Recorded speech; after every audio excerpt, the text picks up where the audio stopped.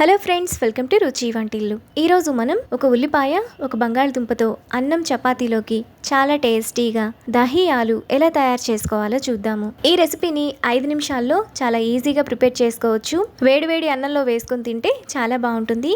So late చేయకుండా వీడియోలోకి వెళ్ళిపోదాం.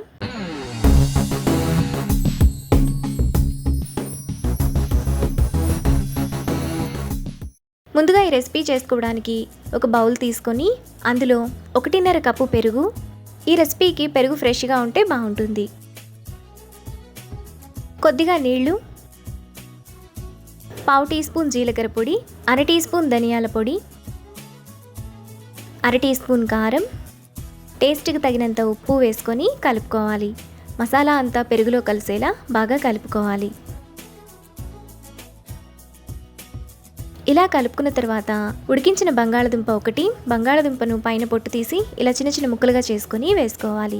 ఇప్పుడు పొడవుగా కట్ చేసుకున్న ఉల్లిపాయ ఒకటి వేసుకొని కలుపుకోవాలి. పెరుగు మీకు ఇంకొంచెం పల్చగా కావాలనుకుంటే వాటర్ని యాడ్ చేసుకోవచ్చు. ఇలా కలుపుకున్న తర్వాత పక్కన పెట్టుకోవాలి. ఇప్పుడు స్టవ్ మీద ప్యాన్ పెట్టుకొని అందులో 1 టేబుల్ స్పూన్ ఆయిల్ వేసుకోవాలి.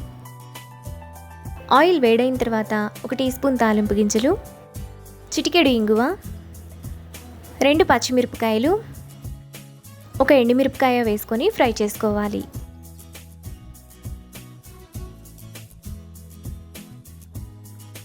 తాలింపు వేగిన తర్వాత 1 రెమ్మ కరివేపాకు, 1/2 టీ స్పూన్ పసుపు వేసుకొని ఫ్రై చేసుకోవాలి.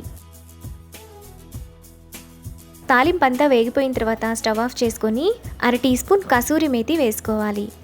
ఇప్పుడు తాలింపును ముందుగా మనం కలిపి పక్కన పెట్టుకున్న పెరుగులో వేసుకోవాలి. తరువాత కొద్దిగా కొత్తిమీర వేసుకొని తాలింపు అంతా పెరుగులో కలిసేలా బాగా కలుపుకోవాలి. ఈ దహీ ఆలు మనకి చపాతీలో కూడా చాలా బాగుంటుంది.